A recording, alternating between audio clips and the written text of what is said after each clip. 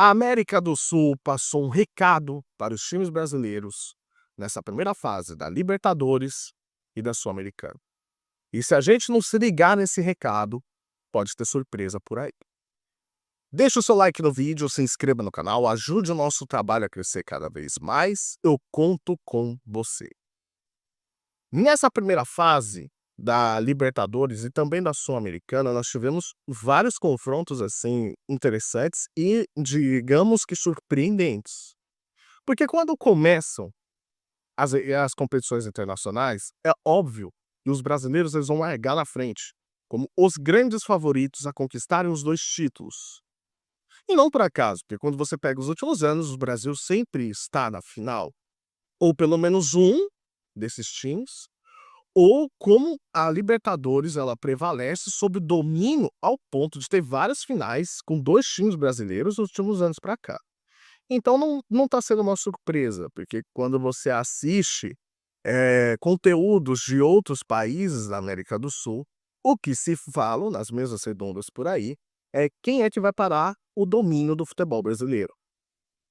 E quando você começa esse tipo de competição, você precisa começar de uma forma muito atenta. Por quê?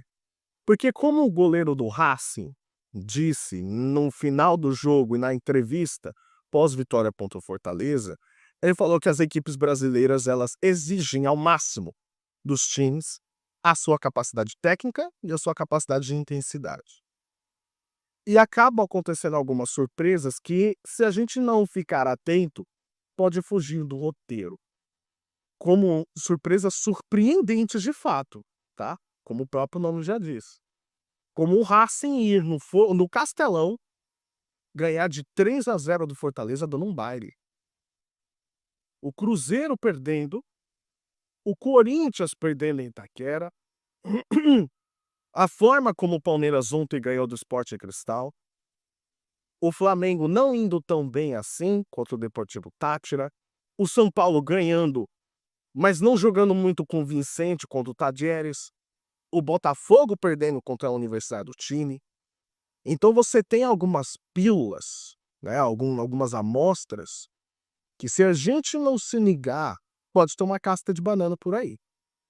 A gente está falando principalmente das potências do Brasil, que ficaram consolidadas nos últimos anos. Flamengo, o Palmeiras, o próprio Botafogo que está surgindo, o Inter é um postulante a isso. Então o que se espera? Se espera e aí juntando uma questão de expectativa com euforia do torcedor, que essas equipes simplesmente vão passar o carro por todos. Só que não é bem assim que a banda toca, principalmente no jogo de abertura, onde você já vem de uma certa maratona devido aos campeonatos estaduais e também a abertura do Campeonato Brasileiro que exigiu de vários clubes, tá? Como, por exemplo, exigiu do Internacional no próprio enfrentamento contra o Flamengo, exigiu do Flamengo, obviamente, o contrário. Palmeiras e Botafogo se enfrentaram. Então você vai com um gás um pouquinho abaixo, devido ao cansaço, ok?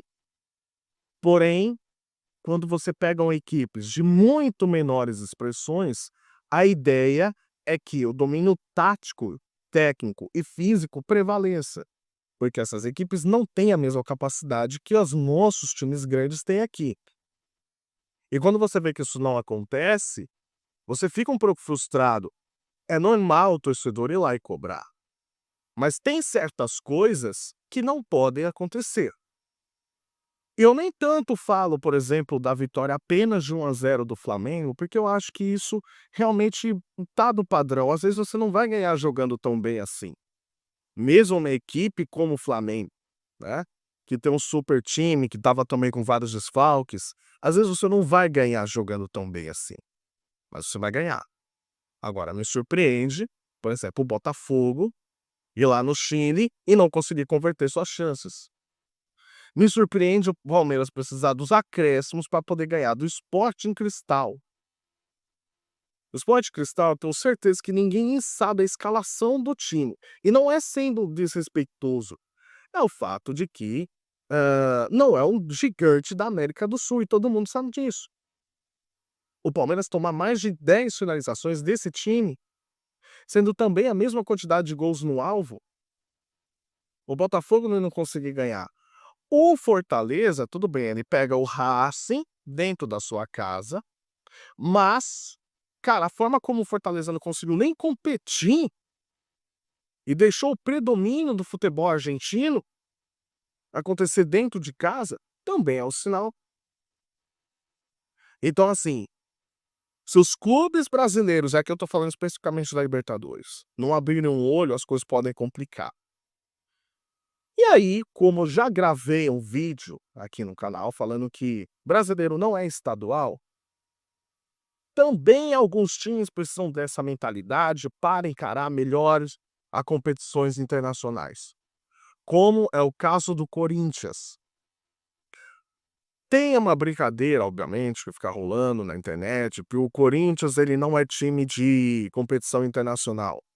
É claro, mas deixando o, o jargão do torcedor de lado, tem uma preocupação com os próprios torcedores corintianos sobre a postura do time em competições internacionais. O Corinthians ele precisa entender que a pegada, a garra da competição internacional te exige um pouco. Te exige um pouco mais de briga. E não achando que você vai ganhar 100% ao natural. O futebol brasileiro ele tem briga? Tem, mas ele prevalece mais a técnica.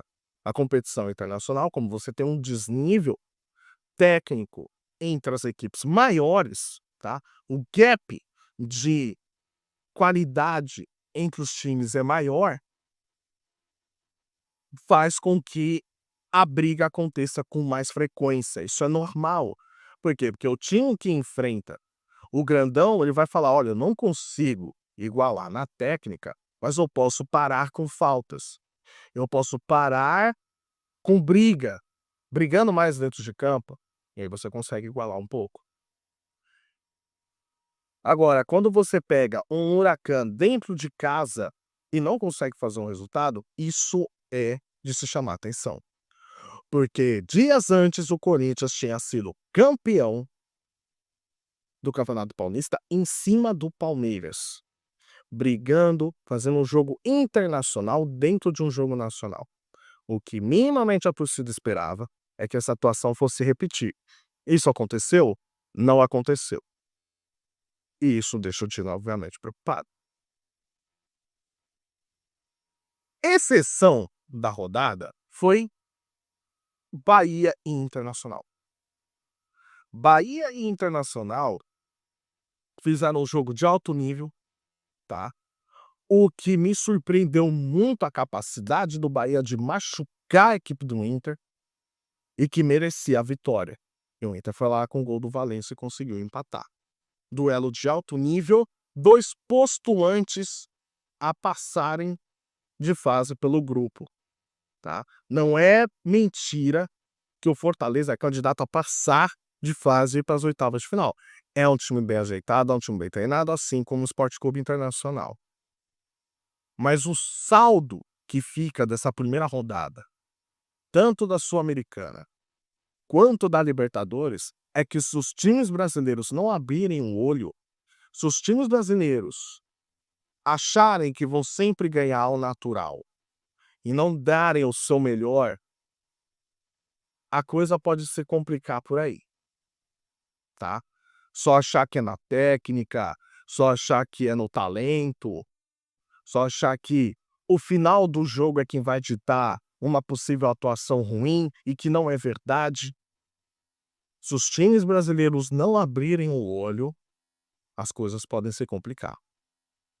Eu não diria que nenhum pode passar, não, não é nada disso. Mas é bom já você causar a primeira impressão, olha só, a gente está no nível aqui, vocês estão aqui. Então nos respeitem. E é claro que as equipes sul-americanas respeitam, né, no caso, os brasileiros. Mas isso precisa ser colocado desde a primeira rodada. E com certeza ficou com um desempenho bem abaixo do que foi esperado. Deixe seu like no vídeo se você chegou até o final. Juízo e tchau.